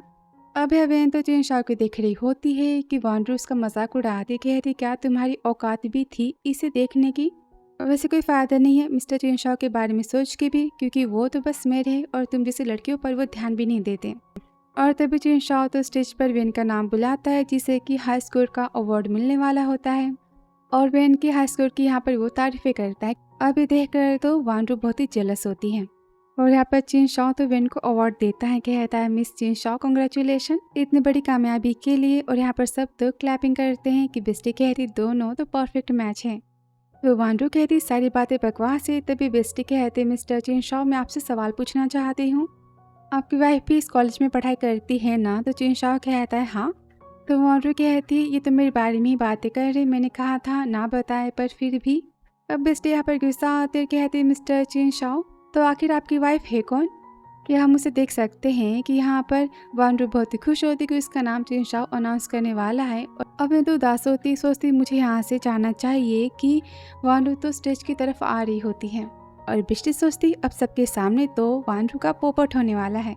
वान रू कहती सॉरी पर अब सच बताना होगा ना कि मैं ही चीन शॉ की वाइफ हूँ। और स्टेज के पास आती कि तभी चीन शॉ तो वेन के हाथों को पकड़ता है और कहता है मेरी वाइफ ये है। अब यह सबकी बोलती तो बंद हो जाती है और चीन शॉ कहता है वेन से मैं सबको बताना चाहता हूँ कि वेन मेरी वाइफ है। तो वान रू कहती है चीन शॉ क्या तुम मजाक कर रहे हो? तुम्हारी वाइफ तो मैं हूँ ना, तुम्हारी होने वाली वाइफ। तो चीन शॉ कहता है तुम हो कौन? और सब यहाँ पर तो हंसते और कहते हैं वान रू यहाँ पर बहुत शो ऑफ कर रही थी, अब क्या हुआ? ये सारी बातें कितनी एम्बैरसिंग है ना। वान रू कहती मैं तो ली फैमिली की बेटी हूँ और ली फैमिली और शॉ फैमिली के ग्रैंडपा ने तो शादी पहले फिक्स की थी ना हमारी, और वेन तुम्हारे काबिल तो बिल्कुल नहीं है। कि चीन शॉ वेन को पकड़ता है, कहता है फैसला मेरा होगा ना कि तुम्हारा। वान रू तो वेन की इंसल्ट करती है। तो चीन शॉ गुस्से में कहता है बात रही वेन की तो तुम तो वेन की जूती उठाने के भी लायक नहीं हो। बेस्टी कहती मिस्टर चीन शॉ आपने बिल्कुल सही कहा। और यहाँ पर सब तो वान रू को वहाँ से जाने को कहते। अब यहाँ पर वान रू की इंसल्ट हो जाती है। तभी वेन सोचती इन्होंने सबके सामने मेरी तारीफें की और मेरी साइड से बातें की, मित्रा के घर पर जहाँ पर चेन शाओ तो वेन के पैरों की मसाज करने की बातें करता है। वेन कहते मैं खुद कर सकती हूँ ना, तो चेन शाओ कहता है ऐसे कैसे, और है वो तो वेन के पैरों की मसाज करता है। तभी वेन कहती है मैंने सुना है कि आपकी फैमिली ओली फैमिली तो बहुत ही अच्छी दोस्त है ना, और अगर आपकी शादी ली फैमिली में होती तो आपके बिजनेस को बहुत ही फ़ायदा होता, तो क्या मैंने आपका नुकसान करवा दिया। तो चिंशाओ कहते वेन तुम्हें क्या लगता है कि मैं खुद की शादी को पैसों के लिए बेच सकता हूँ।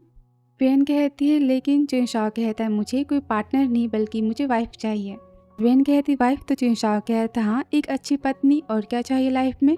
और वेन तो खुश होती, सोचती है इसका मतलब कि ये मुझसे प्यार करते हैं मेरी तरह। फिर नेक्स्ट डे कॉलेज में जहाँ सेक्रेटरी सोचता है आज बॉस की तो इंटरनेशनल कॉन्फ्रेंस थी ना, पर बहुत सारी बातें छोड़कर मैम को पिक करने यहाँ आए हैं। तभी चिन शाओ तो वेन को देखता है जिसके पीछे तो यांग आता है। कहता है जूनियर की। वेन कहती सीनियर आप यहाँ कैसे। अब ये दोनों बातें करते हैं। अभी देख कर तो चिन शाओ बहुत ही जेलस होता है और सेक्रेटरी कहता है बॉस से देखने से तो बहुत ही हैंडसम दिखाई दे रहा है और मैम से बातें कर रहा है, लगता है दोनों बहुत ही क्लोज है। अभी सुनकर तो चिन शाओ और भी जेलस होता है और वो तो कार से बाहर जाता है। जहाँ यांग तो मैथ में हेल्प करने की बातें करता है। वेन कहती थैंक यू कि तभी वहाँ पर चिन शाओ जाता है और वेन को पकड़ लेता है। क्लीन गुस्से में कहता है तुम हो कौन। तो चिन शाओ गुस्से में कहता है तुम कौन हो। तो यांग कहता है मैं तो वेन का बचपन का दोस्त हूँ, हम दोनों साथ में ही बड़े हुए हैं। अब चिन शाओ गुस्से में तो वेन को देखता है और यांग कहते मैं जानता कि ये तो अमीर मैन मिस्टर चिन शाओ है ना, और ये तुम्हारा फायदा उठा रहे, तुम मेरे साथ चलो। कि चिन शाओ तो यांग के हाथों को रोकता है। यांग गुस्से में कहता है कि तुम जिसे गर्लफ्रेंड कह रहे हो वो मेरी बीवी है। तो यांग कहते हैं वैसे क्या सारी बातें सच है। तो वेन कहते हैं मैं कब से ही बताना चाहती थी। और तभी चिन शाओ तो वेन के हाथों को पकड़ता है और गुस्से में कहता है यांग से मेरी वाइफ से दूर रहना, और उसे लेकर चला जाता है। अब यहाँ घर आते ही तो चिन शाओ बहुत ही गुस्सा होता है, कोट को फेंकता है और गुस्से में चला जाता है। कि वेन कहती है अब इन्हें क्या हो गया। सेक्रेटरी सोचता है मैम आप सच में कितनी फूल हो, और कहते हैं मैम आज कॉलेज में जो भी हुआ था आपकी और आपकी सीनियर के बीच में जो बात है उसे मिस्टर चिन शाओ बहुत ही जेलस है और गुस्सा है। तो वह सोचती इतने हाई फाई पर्सन मेरे लिए जेलस कैसे हो सकते हैं। और कहती है मिस्टर जी मेरे और सीनियर के बीच में ऐसा वैसा कुछ नहीं, वो तो बस मेरी हेल्प कर रहे थे। कि सेक्रेटरी कहता है मैम प्लीज आप सारी बातें जाकर मिस्टर चिन शाओ को समझाओ। फिर आकर रूम के पास जाते और कहते मिस्टर चिन शाओ क्या आपके पास टाइम है। तो चिन शाओ सोचता है फाइनली इसे पता चल गया कि मैं गुस्सा हूँ, पर मुझे नखरे दिखाने तो होंगे ना, और चुप होता है। कि वेन कहती है मैं जाती हूँ, वो भी इसी और कुकीज़ को आप खा लो। कि सेक्रेटरी कहता है मैम ऐसे कैसे, बॉस पक्का आपका अंदर जाने का वेट कर रहे हैं, तो जाने दो मैं आपको भेजता हूँ अंदर, ठीक है। जाके सारी बातें सीनियर के बारे में मास्टर को एक्सप्लेन करो। और वेन तो रूम में आती कहती है आज आपने खाना भी नहीं खाया, तो मैं आपके लिए कुकीज़ लेकर आई हूँ, खाना खाना तो होगा ना। कि वो कुकीज़ को खाता है। वेन तो कॉलेज की बातें करती है कि सीनियर यांग ने जो कुछ भी किया बस मुझे बचाने के लिए किया, उन्हें लगा था कि आप अच्छे पर्सन नहीं हो, मिसअंडरस्टैंडिंग हो गई थी। यहाँ पर वो तो यांग के साइड से बातें करती है। कि चिन शाओ गुस्से में कुकीज़ को रख देता है। कहता है अच्छा वो होता कौन है तुम्हें अपनी गर्लफ्रेंड कहने वाला। तो वेन कहती है उन्होंने जानबूझ के ऐसा नहीं किया। और यहाँ पर वो तो यांग की तारीफ करती कि यांग तो हमारे कॉलेज के टॉपर थे, बचपन से वो बहुत ही जीनियस है और काफ़ी काइंड है। अब ये सारी बातें सेक्रेटरी सुनता है और यहाँ पर वेन कहती कि वो तो मेरे रोल मॉडल है। सेक्रेटरी सोचता है रायता फैल चुका है, मुझे यहाँ से जाना चाहिए। मैम यहाँ पर तो आग में घी डालने का काम कर रही है, अब मैं क्या करूँ। मिस्टर चिन शाओ का गुस्सा तो पक्का आसमान तक पहुँच चुका होगा। और यह चिन शाओ गुस्से में कहता है वो तुम्हारा रोल मॉडल है। तो वेन कहती है हाँ, लेकिन मेरे और सीनियर के बीच में तो कुछ नहीं है। चिन शाओ गुस्से में कहता है मैंने कहा कि तुम जाओ यहाँ से। तो वेन कहते ठीक है मैं चली जाती हूँ। और वो तो हैरान होता है, कहता है मैंने कहा, और ये तो सच में चली गई। कि मुझसे प्यार से बातें नहीं कर सकती थी, मुझे मना नहीं सकती थी। और यहाँ पर वो तो इरिटेट हो जाता है। और बाहर आती वेन कहती है मिस्टर चिन शाओ तो काम में बिजी, वो जेलस तो नहीं थे, काम करके उनका खराब मूड हो चुका है, उन्होंने कहा कि मैं उन्हें डिस्टर्ब ना करूँ। तो सेक्रेटरी कहते हैं कमाल है, एक पार्टी को प्यार करना नहीं आता, दूसरी पार्टी को प्यार के बारे में बताना नहीं आता, और दोनों के बीच में तो मैं ही फंसा हूँ। फिर नेक्स्ट डे ऑफिस के मीटिंग रूम में तो चिन शाओ को बार बार वेन की बात याद आती है कि सीनियर तो मेरे रोल मॉडल है।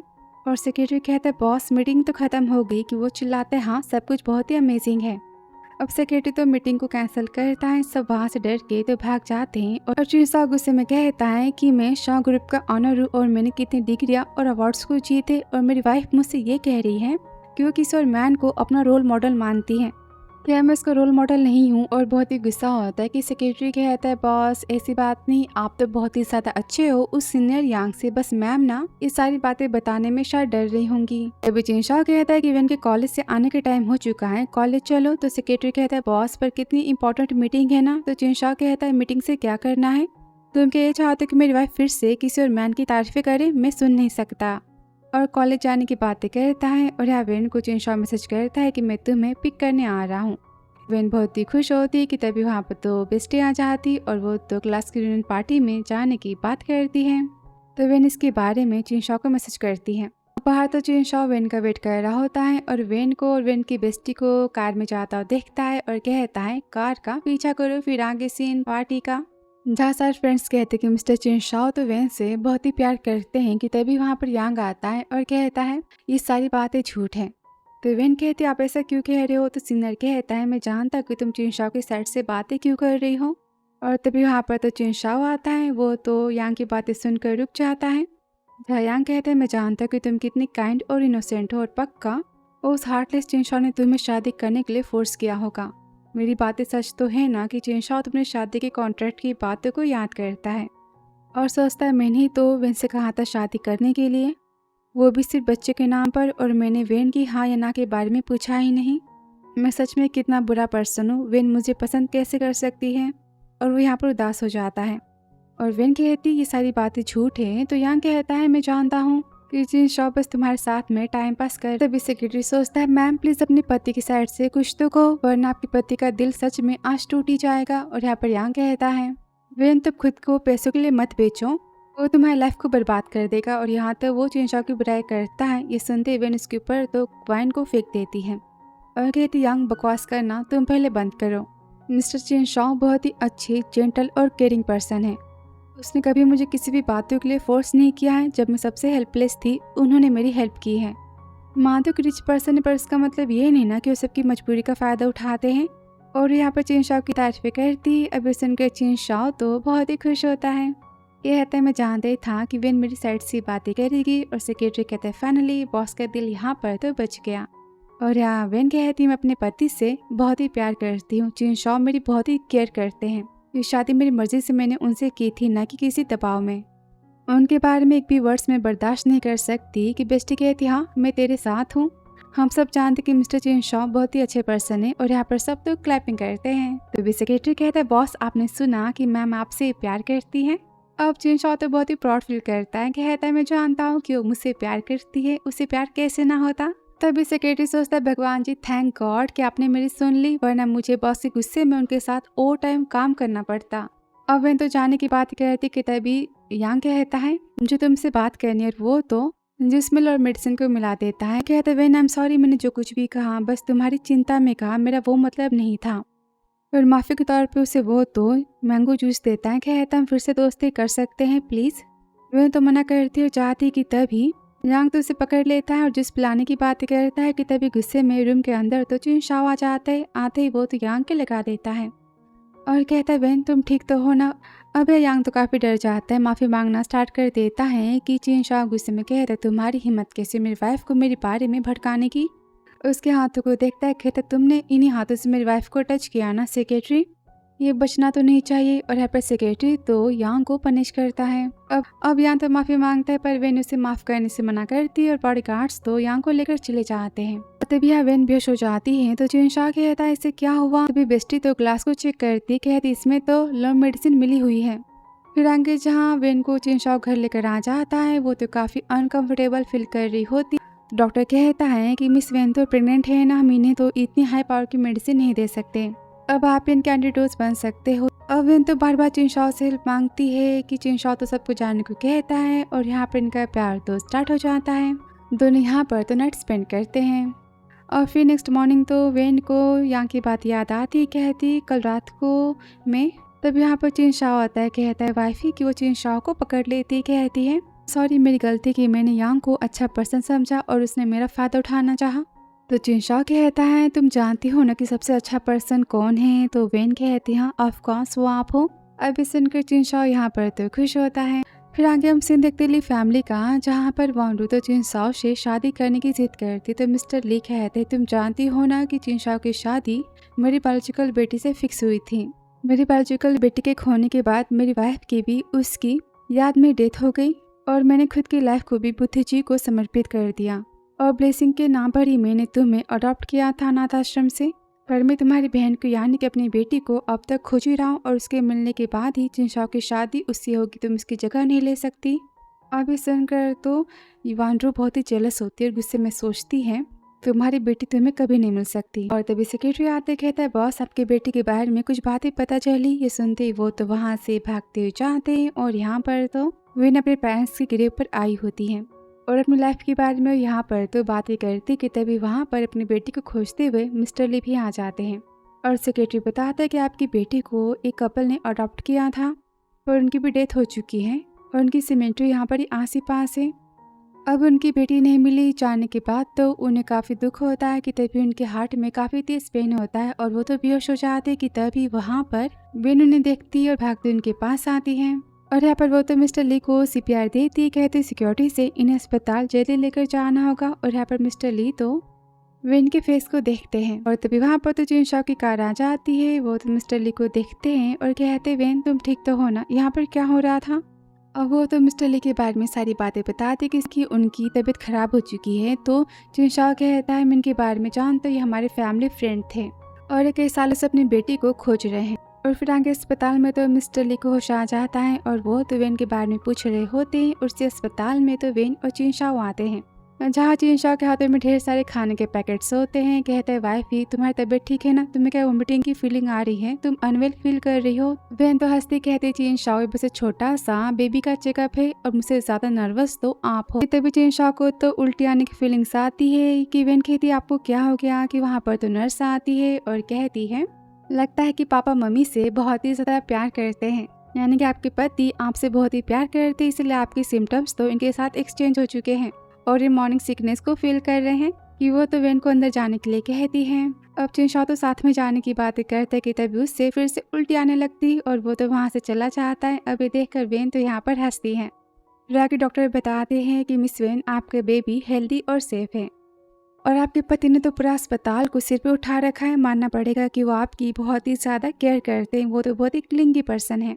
अब सुनकर वेन यहाँ पर तो हंसती है। रिपोर्ट्स लेकर बाहर जाती कि तभी वहाँ पर तो मिस्टर ली आ जाते हैं। वो वेन को देखते हैं, कहते हैं फाइनली मुझे मेरी बेटी मिल गई। तो वेन कहते अंकल आपको गलत फहमी हुई है। मिस्टर ली कहते ऐसा हो नहीं सकता, तुम बिल्कुल अपनी माँ की तरह दिखाई दे रही हो, मैं तुम्हारा पापा हूँ और मैं पहचानता हूँ अपनी बेटी को। कि तभी वहाँ पर चिंसाओ आ जाता है।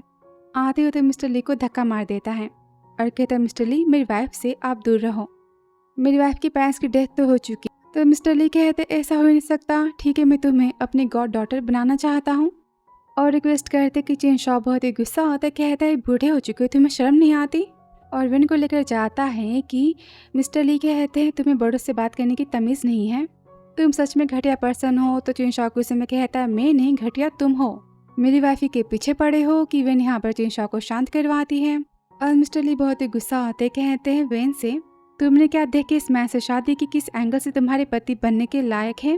और यहाँ पर चिंसाओ को मिस्टर ली की अच्छी खासी लड़ाई हो जाती है। वो तो चिंसाओ को पीक कहते हैं। अब चिंसाओ तो वेन को गुस्से में लेकर जाता है और कहता है वेन कान खोल के सुन लो, तुम इस मैन से दूर रहना, इसके इरादे सही नहीं है, ये तुम्हें पटाना चाहता है, मैंने समझ लिया इसकी सारी बातें। तभी वेन तो मिस्टर ली को देखती है और सोचती पर अंकल तो बहुत ही काइंड और जेंटल लग रहे हैं, अपनेपन की मुझे फीलिंग आ रही है। और यहाँ मिस्टर ली को अपने शर्ट पर तो वेन का बाल मिल जाता है और वो तो सेक्रेटरी से डीएनए करवाने की बात करते हैं। और तभी अस्पताल में तो वांड्रू आती कहती पापा डीएनए किसका करवाना है। तो मिस्टर ली बताते कि मुझे तुम्हारी बहन मिलने वाली है। और वांड्रू कहती हो सकता है कि आपको फंसा रहा होगा। तो यहाँ पर मिस्टर ली अपनी वाइफ की फोटो दिखाते जो कि बिल्कुल वेन की तरह दिखाई देती है। मिस्टर ली कहते क्या तुमने इसे देखा है। तो वांडू कहती नहीं और सोचती है कि वेन ही मिस्टर ली की बेटी है, ऐसा कैसे हो सकता है। फिर आगे वांडू कहती वेन से मैं जानती हूँ कि तुम्हारे बायोलॉजिकल पेरेंट्स कौन है और अकेले में बात करने को कहती है। कि वेन यहाँ पर तो चिंसाओ को मैसेज करती है वांडू के नाम से। अब यहाँ वांडू तो वेन की किडनैपिंग कर लेती है और चिंसाओ तो वेन के मैसेज को पढ़ता है, कहता है ये वेन वांडू के साथ में क्या कर रही है और सोचता है वांडू तो ली फैमिली की बेटी है ना। और वो ली फैमिली जाने की बातें करता है। अब ली फैमिली जाते ही वो तो मिस्टर ली पर बहुत ही गुस्सा करता है, चिल्लाता है बताओ मेरी वाइफ कहाँ पर है, और बातें सुनाते कि तभी वहाँ पर सेक्रेटरी आ जाता है और बताता है मिस्टर ली मिस वेन आपकी बायोलॉजिकल बेटी है। अभी पढ़कर तो मिस्टर ली बहुत ही खुश हो जाते हैं और जिन शॉ तो वेन की गुम होने की बातें करता है कि मिस्टर ली को यहाँ पर तो वांडरू पर शक होता है। कहता लास्ट टाइम मैंने तो उससे ही बातें की थी अस्पताल में डीएनए के बारे में। अब यहाँ पे मिस्टर ली और मिस्टर चिन शाओ दोनों वेन को खोजने के लिए निकल पड़ते हैं और वेन की किडनैपिंग तो वांडरू ने ही करवाई होती है और वो बताती कि तुम ली फैमिली की बायोलॉजिकल बेटी हो। तो वेन कहती इसका मतलब मिस्टर ली की सारी बातें सच थी, वो मेरे पापा है। ये सुनते ही तो वांडरू वेन के लगा देती है और कहती ली फैमिली की बेटी मैं हूँ और चिन शाओ की वाइफ भी मैं ही बनूंगी। तो वेन कहते चिन शाओ तुमसे कभी प्यार नहीं कर सकता, वो मुझसे प्यार करता है। कि वो तो यहाँ पर हंसती कहती मुझे पता है, पर तुम्हारे बर्बाद होने के बाद तो मुझसे प्यार करेगा ना। और वहाँ पर तो गुंडों को बुलाती कहती इसका वीडियो बनाना और हाँ पूरी मीडिया में सेंड कर देना। अब वो सब बदतमीजी करने जाते कि तभी वहाँ पर चिन शाओ और मिस्टर ली भी आ जाते हैं। हीरो की एंट्री यहाँ पर होनी तो थी ना, और यहाँ पर बॉडीगार्ड्स तो सबकी अच्छी खासी कुटाई करते हैं। और चिन शाओ तो वेन के पास जाता है कि तभी वांडरू कहती पापा आई एम सॉरी कि मिस्टर ली तो वांडरू के लगा देते हैं। कहते हैं 20 साल मैंने तुम्हें अपनी बेटी माना और तुमने अपनी बहन की जान लेना चाहिए।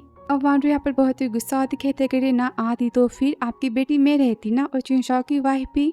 तो मिस्टर ली गुस्से में कहते हैं बस बहुत हुआ, और यहाँ पर वो तो वांडरू को पुलिस स्टेशन ले जाने की बातें करते कहते लाइफ टाइम तक तुम जेल से बाहर नहीं आ पाओगी।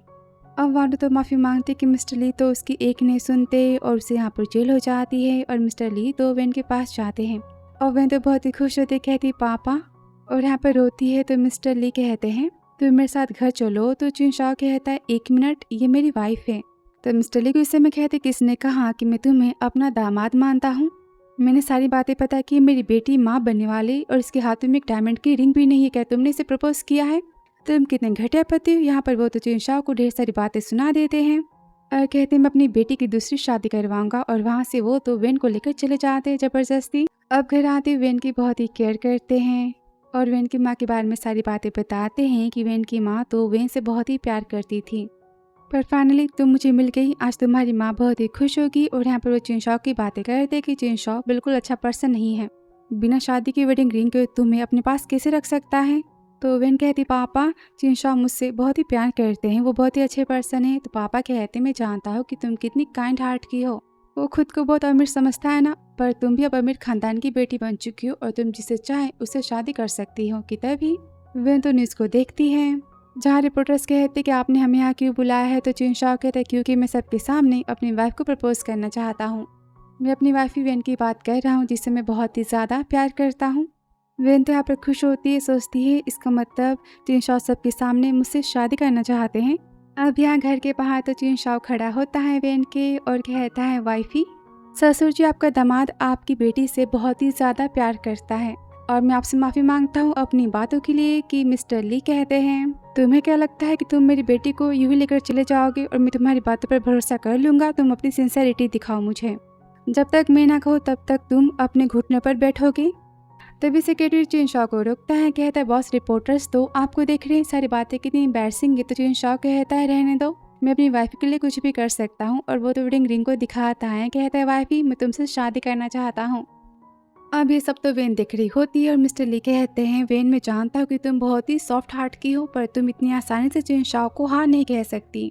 तो वेन कहती पापा आप भी ना, और वो तो भागते वहाँ से जाती है और चिन शाओ को उठाती है। तभी चिन शाओ कहते हैं वेन आई एम सॉरी कि मैंने तुम्हें इससे पहले गलत समझा, तुम्हारे फीलिंग्स की केयर नहीं की, पर मैं सच कहता हूँ कि मैं तुमसे बहुत ही ज़्यादा प्यार करता हूँ। क्या तुम मुझसे शादी करोगी, मुझे एक चांस दोगी। तो वेन कहती हाँ, और चिन शाओ तो वेन को रिंग पहनाता है और सब दोनों के यहाँ पर तो चीयर अप करते हैं। अब इनका प्यार देखकर मिस्टर ली कहते ठीक है अपनी बेटी के सामने मैं कुछ नहीं कह सकता, पर अगर तुमने मेरी बेटी को परेशान किया ना तो मुझसे बुरा इस दुनिया में तुम्हारे लिए कोई नहीं होगा। तो चिन शाओ कहते पापा डोंट वरी, मैं वेन की खुद की लाइफ से भी ज़्यादा केयर करूँगा। और यहाँ पर सब तो बहुत ही खुश होते और ये ड्रामा यहाँ पर ख़त्म होता है। वीडियो पसंद आया हो तो like subscribe comment and share. So thanks for watching dear.